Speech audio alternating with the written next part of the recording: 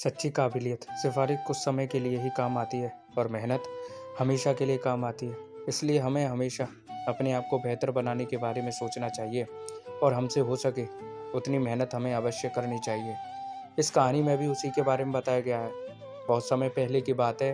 एक गांव में एक अमीर आदमी रहता था।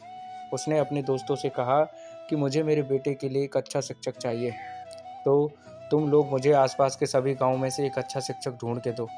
कुछ दिनों के बाद उनके एक मित्र ने उनके पास एक व्यक्ति को भेजा। उन्होंने उस व्यक्ति से केवल कुछ ही देर बात की और उसकी डिग्रियां और सर्टिफिकेट्स देखे बिना ही उसे जाने के लिए बोल दिया। अगले ही दिन उनके पास एक और लड़का आया।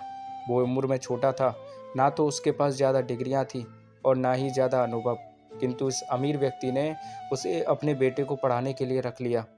उसके दोस्त को जब यह बात पता चली तो गुस्से में अपने मित्र के घर आया और इसका कारण पूछा। अमीर आदमी ने उससे कहा कि जिस व्यक्ति को तुमने मेरे पास भेजा था वह सीधा आया और तुमसे जान पहचान होने की बात बताने लगा। उसने एक बार भी अपनी योग्यता को बताना जरूरी नहीं समझा, लेकिन जिसे मैंने अपने बेटे को पढ़ाने के लिए रखा है वह मुझसे पूछकर कमरे में आया।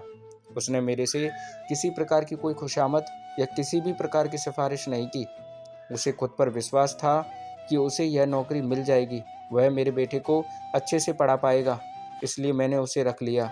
मुझे वो तुम्हारे बताए गए शिक्षक की तुलना में ज़्यादा काबिल लगा और इस वजह से मैंने उसे रख लिया।